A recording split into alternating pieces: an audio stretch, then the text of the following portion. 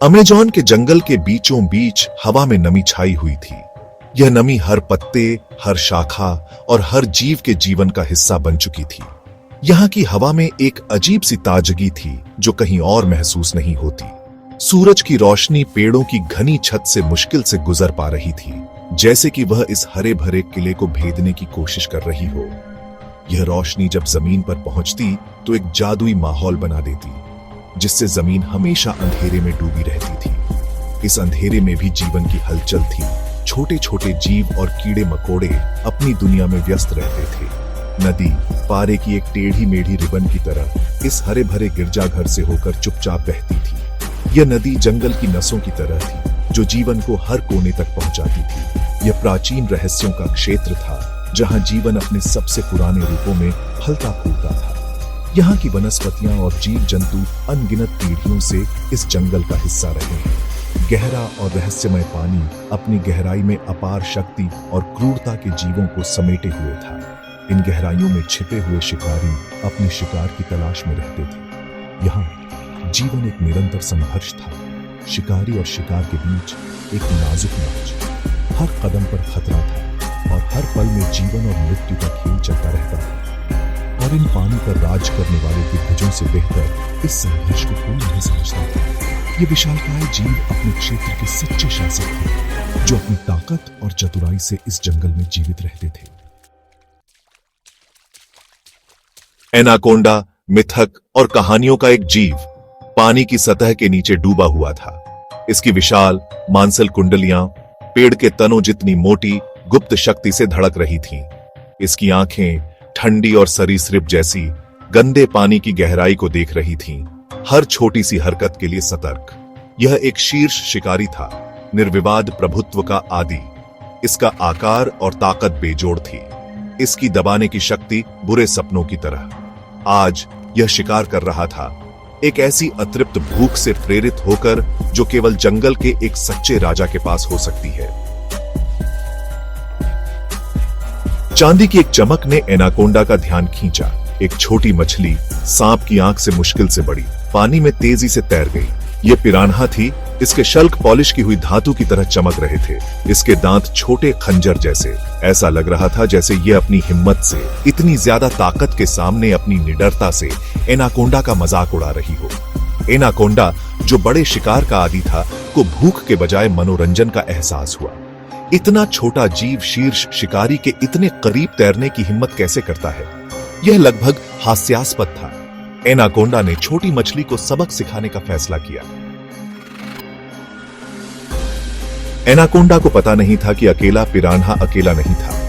यह विशाल सांप, जो नदी के पानी में अपनी मांसपेशियों को लहराते हुए आगे बढ़ रहा था, अपने चारों ओर के खतरे से अनजान था। उसकी हरकतें धीमी और मापी हुई थीं, जैसे कि वह इस जलमग्न जंगल का राजा हो। लेकिन इस बार उसकी शांति भंग होने वाली थी।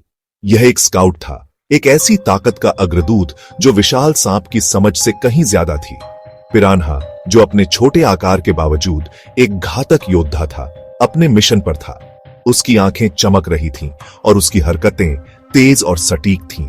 वह जानता था कि उसे क्या करना है और कैसे करना है। गंदे पानी की गहराई में पानी एक अनदेखी उन्माद से हिल रहा था। यह उन्माद, जो सतह पर दिखाई नहीं दे रहा था, लेकिन गहराई में एक तूफान की तरह था। पानी की हर लहर, हर बुलबुला एक कहानी कह रहा था, एक कहानी जो संघर्ष और युद्ध की थी।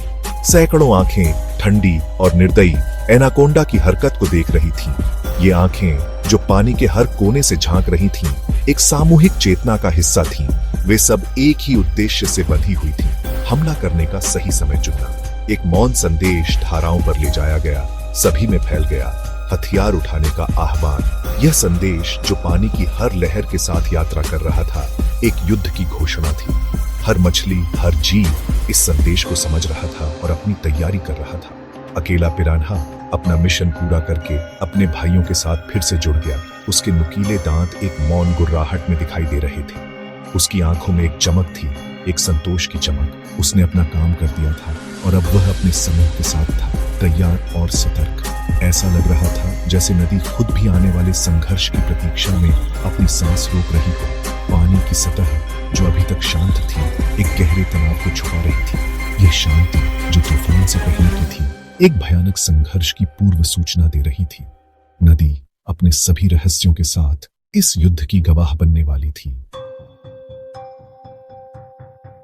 खूनी नदी एनाकोंडा आने वाले खतरे से बेखबर हमला कर बैठा। उसकी विशाल कुंडलियां विस्फोटक गति से खुल गईं, जिससे उसका शरीर आगे बढ़ गया। विशाल सांप के झपटते ही पानी हिंसक रूप से मथ गया। उसका जबड़ा खुला हुआ था, अपने छोटे शिकार को कुचलने के लिए तैयार। लेकिन पिरान्हा तैयार था। वह एक तरफ झपट गया, काले पानी के सामने एक चांदी की लकीर की तरह। एनाकोंडा का जबड़ा खाली पानी पर बंद हो गया। उसकी गति उसे आगे ले गई और फिर नदी दांतों और रोष के उन्माद में फट पड़ी। हार और बेबसी। सैकड़ों पिरान्हा, रेजर नुकीले दांतों का एक जीवित मंथन करने वाला समूह एनाकोंडा पर टूट पड़ा। उन्होंने एक ऐसी क्रूरता से हमला किया जिससे उनका आकार झूठा लग रहा था। सांप के मांस को फाड़ते हुए उनका उन्माद एक प्राचीन आदिम भूख से भर गया। एनाकोंडा, जो अचानक हमले का शिकार हुआ था, बेतहाशा छटपटा रहा था। उसका विशाल शरीर लगातार हमले के खिलाफ एक हथियार था। लेकिन पिरान्हा बहुत ज्यादा थे। उनके हमले बहुत तेज थे, बहुत ज्यादा थे। पानी जो कभी साफ था, सांप के खून से लाल हो गया।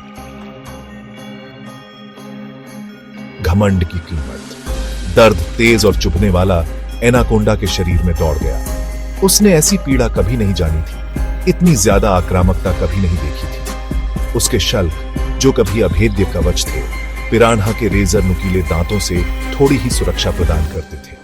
शीर्ष शिकारी के लिए एक अजीब सी अनुभूति, दहशत उसके सरीसृप मस्तिष्क में उठी।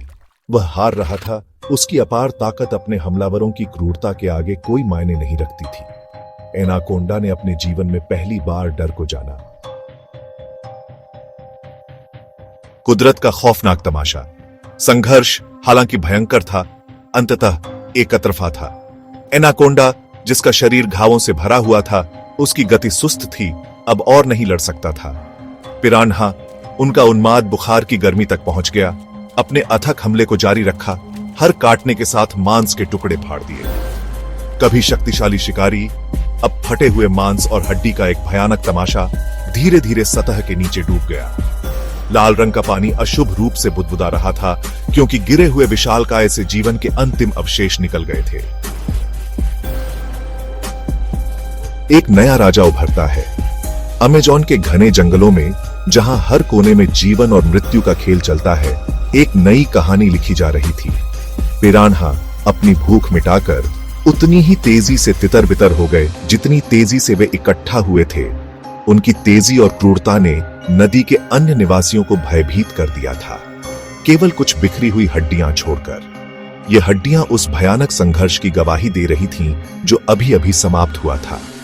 नदी एक बार फिर खामोश बहती रही, मानो कुछ हुआ ही न हो। उसकी सतह पर शांति थी, लेकिन उसकी गहराई में एक नई कहानी जन्म ले रही थी। उस क्रूर नाटक के प्रति उदासीन जो अभी अभी उसकी गहराई में हुआ था। नदी की गहराई में जीवन और मृत्यु का यह चक्र निरंतर चलता रहता है। अमेज़न निरंतर परिवर्तन और बेरहम नियमों का स्थान, जहां हर दिन एक नई चुनौती और एक नया संघर्ष होता है, ने एक और शिकार का दावा किया था। यहां केवल सबसे मजबूत ही जीवित रह सकते हैं और हर दिन एक नई लड़ाई होती है। एनाकोंडा, जो कभी निर्विवाद राजा था, अब एक नई ताकत के सामने झुक गया था। उसकी शक्ति और प्रभुत्व अब अतीत की बात हो गई थी। एक ऐसी ताकत का शिकार हो गया जो उससे कहीं छोटी थी, लेकिन उससे कहीं ज्यादा क्रूर थी। पिरान्हा की छोटी काया में छिपी थी एक अदम्य शक्ति, लेकिन उससे कहीं ज्यादा क्रूर थी। उनकी तेजी और सामूहिक हमले की रणनीति ने उन्हें नदी का नया शासक बना दिया था।